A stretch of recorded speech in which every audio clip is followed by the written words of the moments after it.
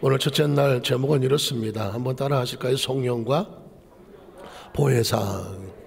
성령과 보혜사. 성령님을 묵상하다 보니까 제일 먼저 나오는 단어가 보혜사라는 것입니다. 보혜사라는 단어를 쑥 지나갈 수가 있지만 제가 가만히 성경을 보니까 보혜사라는 단어가 성경의 가장 중요한 단어더라고요. 가장 중요한 단어. 보혜사가 무슨 뜻일까요? 보호한다는 뜻입니다. 보호. 그리고 해, 은혜의 자입니다. 사랑과 은혜, 값없이 주시는 은혜. 사자는 무슨 사자일까요? 스승사자입니다. 가르쳐 주시고 스승이 되어 주시는.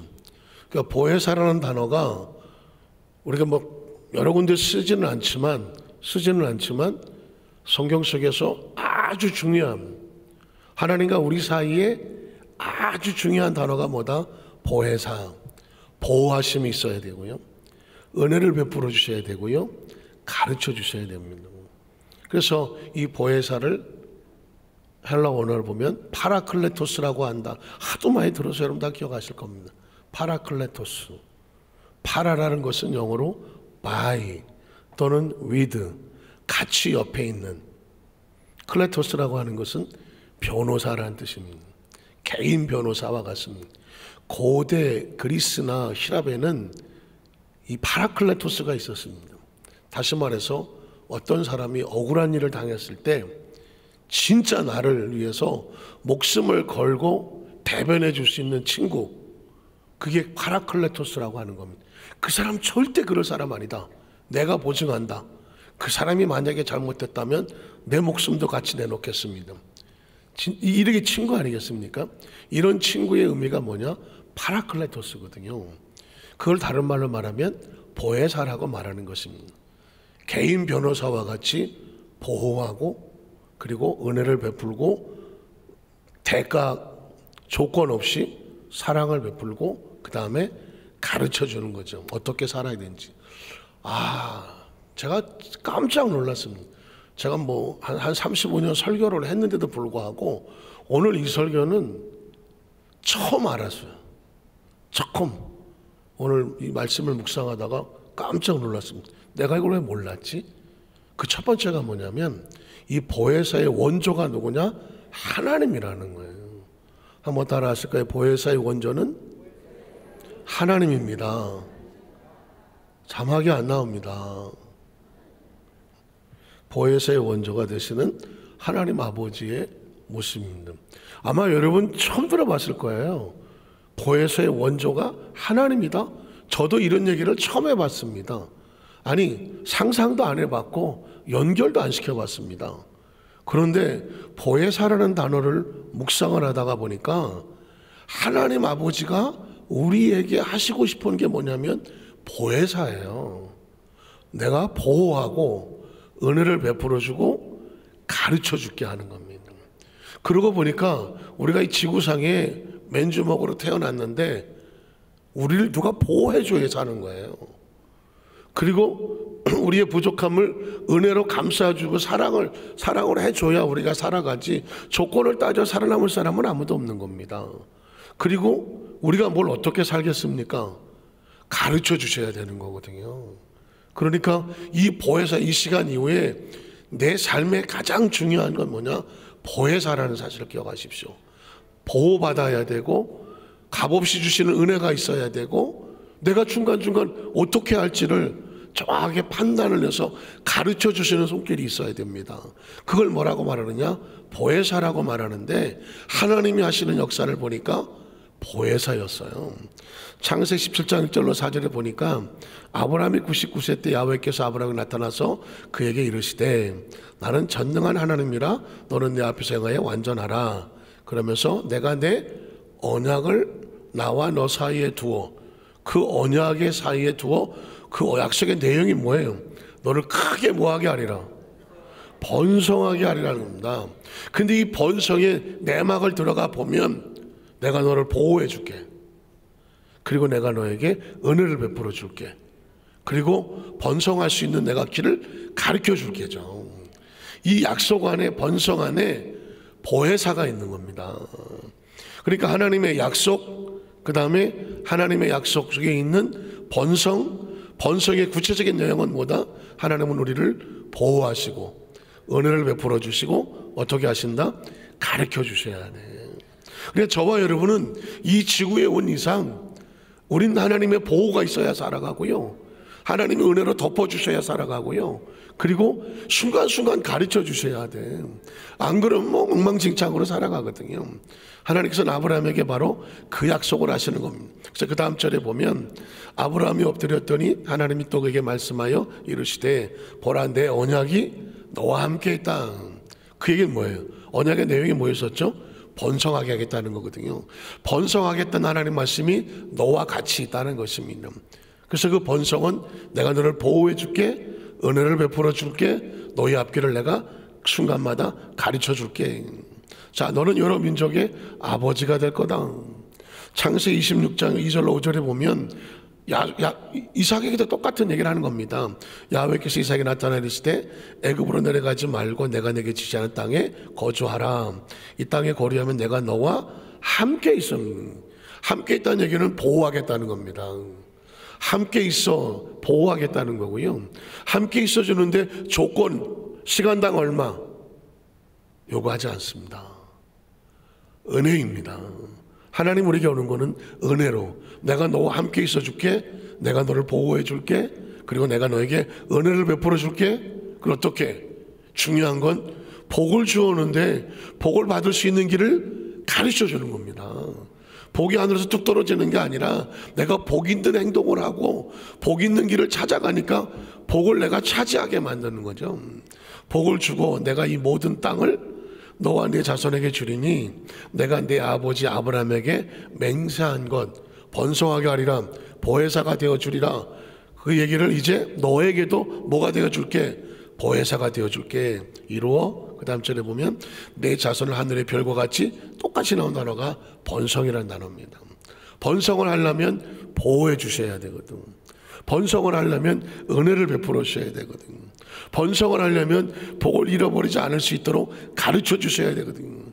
이 모든 땅을 내 자손에게 주리니 내 자손으로 말미암아 천하 만민이 복을 받으리라. 왜 우리 자손으로 말미암아 복을 받습니까? 우리에게는 누가 있다?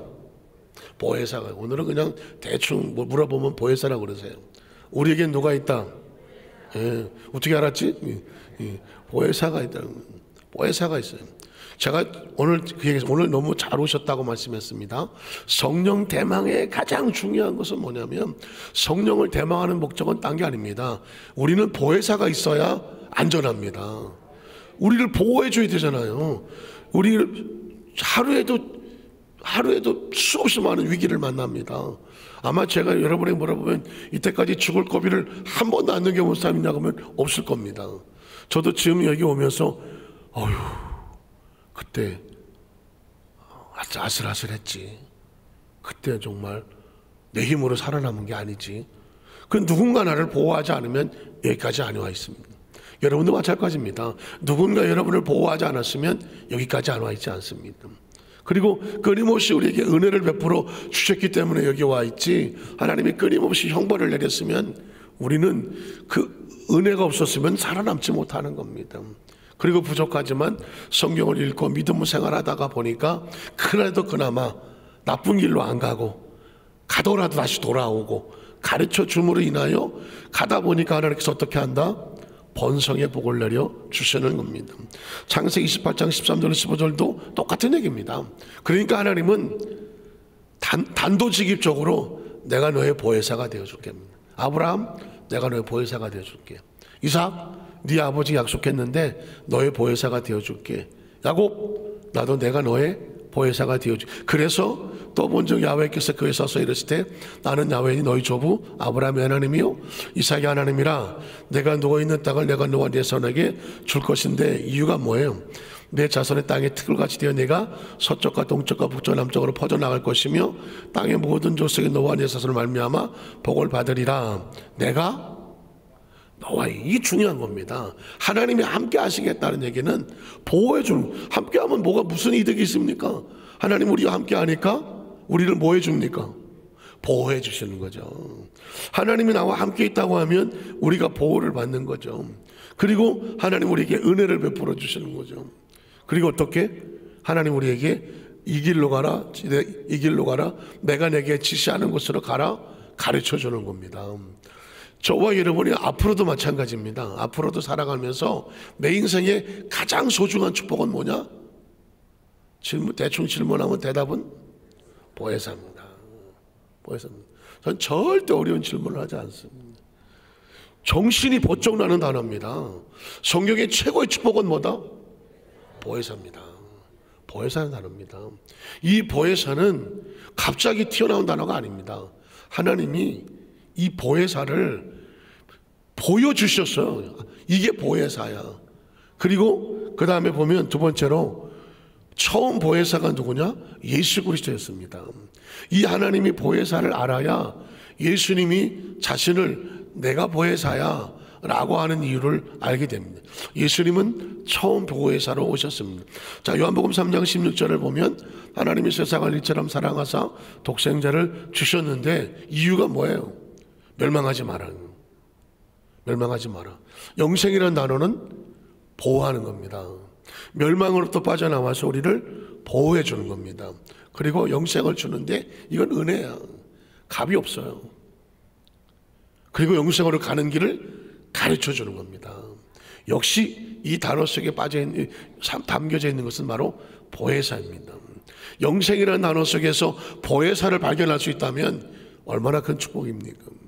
그리고 그 다음 절에 보면 마태복음 6장 21절도 아들을 낳은 이름을 예수라고 하라. 그 예수는 어떻게? 그가 자기 백성을 그들의 죄에서 뭐합니까? 구원을 해요. 왜 구원합니까? 죄에서 구원한 이유는 죄는 우리에게 상처를 주고 형벌을 주고 심판을 받게 하니까 건져낸다는 얘기는 뭐 한다는 얘기죠? 보호한다는 얘기죠. 죄에서 구원은 보호입니다. 왜 구원이 필요합니까? 그 심판으로부터 우리를 건져내어 보호하려고 하는 겁니다. 그리고 그 죄에서 구원할 때 값없이 주시는 은혜가 따라오는 거죠. 그리고 이 길로 가면 죄야. 이 길로 가야 돼. 죄를 짓지 아니하도록 이끌어 가시는 가르침이 있는 거죠. 그냥 영생이라는 단어에도 보혜사가 있고 구원이라는 단어에도 보혜사가 숨어 있는 겁니다. 그러니까 우리는 끊임없이 하나님 나를 보호해 주셔야 되고 은혜를 베풀어 주셔야 되고 가르쳐 주셔야 되는구나. 그러면 저와 여러분이 뭘 하게 됩니까? 매 순간마다 성령님 우리가 왜 인정합니다, 환영합니다, 모셔드립니다 이런 얘기를 왜 합니까? 성령님이 나를 보호해 주셔야 삽니다. 성령님이 나에게 은혜를 베풀어 주셔야 삽니다. 성령님 오늘도 가르쳐 주십시오. 하나님께서 원하시는 길로 인도해 주십시오. 매일 매 순간 보혜사를 붙잡고 살아야 언제나 삶을 삽니다. 보혜사를 놓치면 삶은 위험합니다. 자, 또 그 다음 절에 보면 마태복음 8장 17절도 보니까 이는 선지자 이사야를 통하여 하신 말씀에 우리 연약한 것을 친히 담당하시고 병을 뭐 했어요? 짊어지셨어. 뭐 했다는 얘기입니까? 보호했다는 얘기입니다. 연약한 것에 내버려 두지 아니하고 병에 내버려 두지 아니하고 건져내셔서 대신 짊어지는 이유가 뭐예요? 그들을 보호하려고 하는 겁니다. 여기에 대가를 요구합니까? 은혜입니다. 그리고 마찬가지죠. 우리로 하여금 우리 몸과 마음을 거룩하게 잘 돌볼 수 있도록 이끌어 가시는 가르침이 필요합니다. 여러분 성경을 읽는 이유도 가르침이잖아요. 오늘 말씀을 듣는 이유도 가르침입니다. 기도 가르침입니다. 기도하다가 하나님이 말씀 주시고 감동도 주시고 깨달음도 주시고 계시도 주시고 뭔가 정리가 되게 하고 그랬구나. 성령께서 역사하시는 음성을 듣는 게 기도하는 가운데 있는 거거든요. 또 갈라디아 3장 13절로 14절에 보면 그리스도께서 우리를 위해서 저주를 받으면 왜 예수께서 우리를 대신해서 저주를 받습니까? 우리를 뭐 하시려고? 보호하려고 하는 겁니다. 십자가는 보혜사입니다. 저 십자가에서 우리를 보호하는 겁니다. 십자가는 은혜입니다. 은혜잖아요. 저 십자가는 우리에게 메시지를 주고 있습니다. 하나님 우리를 보호하시고 은혜를 베풀어 가며 저 십자가의 길을 가야, 예수를 믿어야 하나님의 나라로 간다고 하는 메시지를 선포하고 있지 않습니까? 그러니까 영생도 구원도 그리고 십자가도 이게 보혜사인 거예요. 여러분, 그래서 보혜사는 신앙의 액세서리가 아니라 근본적으로 인간은, 육체를 가진 인간은 보혜사가 없으면 못 삽니다. 보호해주지 않는데 어떻게 살아갑니까? 은혜를 베풀어 주지 않는데 어떻게 살아갑니까? 뭐가 뭔지 모르겠는데 가르쳐 주지 않는데 어떻게 살아갑니까? 보혜사가 없는 사람은 망할 수밖에 없습니다. 우리가 예수를 믿고 성령님과 동행하면서 보혜사라고 부를 수 있는 건 복 중의 복입니다. 그래서 오늘 여러분 잘 오셨다고 말씀하는 건, 이런 말씀을 어디 가서 듣습니까? 내가 해놓고도 이상하네. 저도 이런 설교를 태어나서 처음 하는 겁니다. 목회 35년, 36년을 하면서 처음 하는 겁니다. 오늘 나 이걸 몰랐습니다. 하나님이 보혜사라는 걸 몰랐습니다. 그냥 보혜사 성령님 그랬지, 예수님도 뭐 보혜사 이런 정도였었지, 보혜사가 우리의 삶의 생명인 줄은 오늘 설교를 통해서 아는 겁니다. 여의도 수만살교회 모든 성도님들은 보혜사가 우리 생명입니다. 뒤집어 말하면 생명은 보호돼야 되고요, 생명은 은혜를 받아야 되는 거고요, 생명은 옳은 길을 잘 가르침을 받아야 올바로 갈 수 있는 겁니다. 자, 그리고 그 다음 절을 보면, 기록된 바 나무에 달린 자마다 저주하는 자라 하였습니다. 이는 그리스도 예수 안에서 아브라함의 복이 이방인에게 미치게 하고, 또 우리로 하여금 믿음으로 말미암아 성령의 약속을 받게 하려 합니다. 복이 뭘까요? 복이 보혜사입니다. 우리 장로는 눈치가 백단이나. 복이 뭐다? 보혜사입니다. 성경에 복이라는 단어가 많이 나오잖아요. 복이라는 글자를 한문을 아십니까? 한 사람의 입이 있고요, 그리고 입구자가 있고 그 다음에 밭이 하나 있습니다. 옛날에는 복이 뭐냐면 그냥 논이 있고 쌀 한 마 잘 나와서 먹고 사는데 지장 없다, 이게 복이었습니다. 그런데 크리스천의 복은 뭐냐면 보혜사입니다. 내가 너를 보호해 줄게, 내가 너에게 은혜를 베풀어 줄게, 내가 너에게 어찌할 것인지 가르쳐 줄게. 그걸 한마디로 말하면 내가 너와 함께 있어옵니다. 자, 마지막 세 번째로, 보혜사는 또 다른 보혜사로 오시는 성령님의 모습입니다. 자, 오늘 성경에 보면 요한복음 14장 16절에 보면, 내가 누구예요? 예수 그리스도, 아버지께 하나님입니다. 예수님도 보혜사, 하나님 아버지도 보혜사. 이 이야기는 뭐냐면, 인간은 존재적으로 보혜사가 없으면 생명을 유지하기 어렵습니다. 그래서 구약시대 때, 하나님 아버지 시대에도 보혜사, 예수님이 성육신에서 오셔서 보혜사, 보호하고 은혜를 베풀고 가르침이었습니다. 그런데 이제 예수님이 승천을 하시려고 합니다. 그러면 뭐가 또 필요합니까? 보혜사가 필요합니다. 그래서 아버지께 구하겠으니 그가 또 다른 보혜사를 너희에게 주사 영원토록 너희와 함께 있게 하리니. 예전에 조영기 목사님이 이 다른 보혜사 설명하시려고 했었던 기억 혹시 나십니까? 자, 여기 성경이 있고요, 여기 뭐 물컵 뚜껑이 있습니다. 이 두 개는 똑같습니까? 다릅니까? 다르죠. 다릅니다. 이거 똑같다 그러면 이상하죠. 달라요. 그런데 이 성경책하고 똑같은 성경책이 있습니다. 똑같은 성경책이지만 다르죠. 두 개가 다르잖아요. 같은 성경책이지만 내용도 같고 모양도 같지만 같은 책은 아니죠. 두 개니까 다른 거잖아요. 여기서 다른이란 뭐냐? 예수님도 보혜사고 성령님도 보혜사라는 겁니다. 이걸 조금 더 구체적으로 말하면, 하나님도 보혜사, 예수님도 보혜사, 성령님도 보혜사. 그래서 예수님이 또 다른 보혜사를 너희에게 주사 영원토록 너희와 어떻게 함께 있게 하겠다는, 하나님이 그렇게 말했습니다. 한 아브라함, 이삭, 야곱에게도 내가 너와 함께 있어. 이게 보혜사거든요. 예수님도 보라, 내가 세상 끝날까지 너희와 항상 함께 있으리라. 보혜사는 항상 함께 있습니다. 그런데 예수님 말씀하시기를 보혜사를 너에게 주사 그 보혜사가 영원토록 너희와 함께 있게 하리니. 그 다음 절을 보면 17절에 그는 진리의 영이라 세상은 능히 그를 받지 못하나니 이는 그를 보지도 못하고 알지도 못함이라. 그러나 너희는 그를 아나니 그는 너희와 함께. 여기 물 있어요. 또 줘요? 응?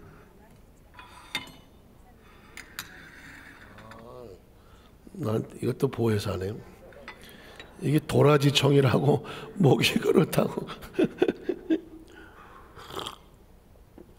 아유 감사합니다. 자, 그래서 너희는 그를 아나니 목이 달라지네. 그는 너희와 함께 거하시고, 그렇죠? 함께 거하신다고 그러잖아요. 그러니까 이게 함께라는 단어 속에 보혜사가 있네. 함께 있으면 보호하고 은혜를 베풀어주고 그리고 가르쳐주는 거예요. 그래서 항상 함께 있다는 말을 쓰네. 거하시며 또 너희 속에 계시겠습니다. 또 그 다음 절에 보면 내가 너희를, 그래서 고아가 나오더구나. 고아와 같이 버려두지 아니하고 너희에게로 다시 오리라. 고아라는 단어 요즘 잘 쓰지는 않지만 고아는 뭐가 없나요? 보호가 없습니다. 부모가 없다가 보니까 보호가 없잖아요. 부모가 없다가 보니까 누가 사랑과 은혜로 돌봄이 없잖아요. 고아는 누가 가르쳐주는 사람이 없습니다. 그러니까 너희를 고아와 같이 버려두지 아니하고 너희에게로 다시 와서 함께 있겠다는 얘기는 뭐예요? 내가 너에게 보혜사가 되어줄게라는 겁니다. 너를 보호하고 은혜를 베풀고 가르쳐줄게. 이게 바로 보혜사입니다. 말씀을 정리하기를 원합니다. 하나님이란 존재는 하나님을 어떻게 생각해야 될지 모르겠고, 그렇다면 아주 단순하게 하나님은 보혜사다. 우리를 지구에 보내놓고 지구에서 우리가 어떻게 살아요?